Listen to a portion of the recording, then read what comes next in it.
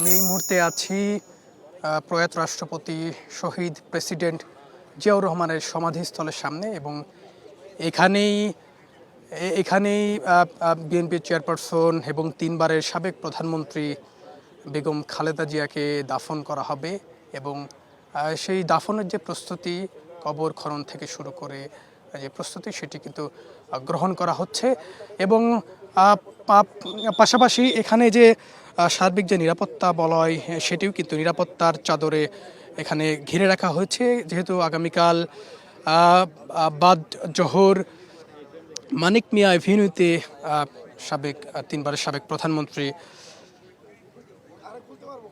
BNP chairperson Begum Khaleda জিয়ার জানাজা এবং সেই রাষ্ট্রীয় মর্যাদায় তাকে দাফন করা হবে। সেই জানাজা শেষে তাকে এখানে জিয়া উদ্যানে আনা হবে এবং সেই প্রস্তুতি কিন্তু চলছে। এখানে আমরা দেখছি যে কয়েক স্তরের নিরাপত্তা এখানে তৈরি করা হয়েছে, বিশেষ করে র্যাব, পুলিশ। ইতিমধ্যে আমরা জেনেছি যে প্রায় 10,000 পুলিশ এখানে মোতায়েন করা হবে, যেহেতু বিএনপির ভারপ্রাপ্ত চেয়ারম্যান তারেক রহমান এখানে আসবেন এবং তার মাকে এখানে দাফন করা হবে। এবং আপনি নিশ্চয় জানেন যে দীর্ঘদিন যাবৎ বেগম খালেদা জিয়া অসুস্থতায় ছিলেন এবং এভারকেয়ার হাসপাতালে আজকে সকাল 6টার সময় তিনি পরলোক গমন করেন এবং তার এই মৃত্যুতে রাষ্ট্রীয়ভাবে 3 দিনের শোক ঘোষণা করা হয়েছে এবং আগামীকাল সেটি সাধারণ ছুটি ঘোষণা করা হয়েছে। তার এই মৃত্যুতে দেশের বিভিন্ন মানুষ কিন্তু শোক প্রকাশ করছে, বিশেষ করে রাজনীতিবিদরা শোক প্রকাশ করেছেন। প্রধান উপদেষ্টা ডক্টর মোহাম্মদ ইউনূসও শোক প্রকাশ করেছেন। পাশাপাশি বলা চলে দেশের বাইরেও বিভিন্ন দেশের প্রেসিডেন্ট, সরকার, তারাও কিন্তু বেগম খালেদা জিয়ার এই মৃত্যুতে কিন্তু গভীর শোক প্রকাশ করেছেন। তিনি কিন্তু আপোষহীন নেত্রী ছিলেন, বিশেষ করে শহীদ প্রেসিডেন্ট জিয়াউর রহমান যখন তিনি শহীদ হন, তারপরেই কিন্তু বিএনপি একেবারেই খুব অবস্থা কঠিন ছিল, সেই সব রাজনৈতিক পরিস্থিতি। সেখানে কিন্তু আমরা দেখেছি যে বেগম খালেদা জিয়া তার আপোষহীন যে নেত্রী, তার প্রমাণ দিয়েছেন। তিনি বিএনপির হাল ধরেছেন। তিনি 1983 সালে কিন্তু তিনি চেয়ারপারসন হন, অর্থাৎ শহীদ প্রেসিডেন্ট জিয়াউর রহমানের মৃত্যুর 2.5 বছর পরেই কিন্তু তাকে চেয়ারপারসনের নির্বাচিত করা হয় এবং তার পরবর্তীতে তিনি 3 বার প্রধানমন্ত্রী হয়েছেন।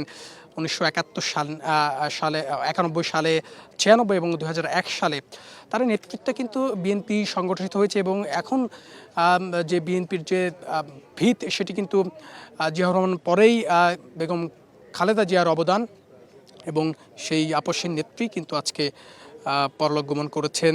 তার এই মৃত্যুতে পুরো দেশ শোকাহত এবং দেশের বাইরেও বিভিন্ন দেশের প্রধানমন্ত্রী থেকে শুরু করে রাষ্ট্রপতি তারা শোক প্রদান করেছে এবং আমরা এখানে যেটি দেখছি, আসলে নিরাপত্তাও দেখছি, যেহেতু আগামীকাল এখানে তাকে দাফন করা হবে মানিক মিয়া এভিনিউতে। তার জানাজা বা জোহর পরে তাকে এখানে এনে তাকে চিরবিদায় দেয়া হবে।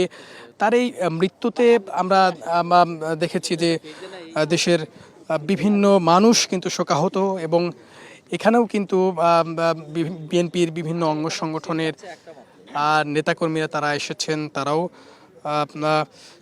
খালেদা জিয়ার এই মৃত্যুতে গভীর শোক প্রকাশ করছেন। কারণ তিনি কিন্তু বিএনপির এই যে সংগঠনকে বা বিএনপির এই সংগঠনকে কিন্তু একেবারে একীভূত করেছেন এবং যে সময় আসলে বিএনপির নেতৃত্ব দেওয়ার মতো কেউ ছিল না বলা চলে, শহীদ প্রেসিডেন্ট জিয়াউর রহমানের এই মৃত্যুতে পরবর্তীতে কিন্তু বিএনপির হাল ধরেন বেগম খালেদা জিয়া এবং দীর্ঘদিন যাবৎ আপনারা নিশ্চয় জানেন যে তিনি অসুস্থতায় তিনি এভারকেয়ার হাসপাতালে ছিলেন। বিশেষ করে এর আগেও বিগত সরকারের সময়, আওয়ামী সরকারের সময় তিনি কারাবন্দী ছিলেন দীর্ঘদিন যাবৎ এবং সেখানে তার অসুস্থতার যে বিষয়টি, সেটি কিন্তু পরিষ্কার হয় এবং অভ্যুত্থানের পর তিনি লন্ডনে গিয়ে সেখানেও কিন্তু চিকিৎসাধীন অবস্থায় ছিলেন। সেখান থেকে ফিরে এসে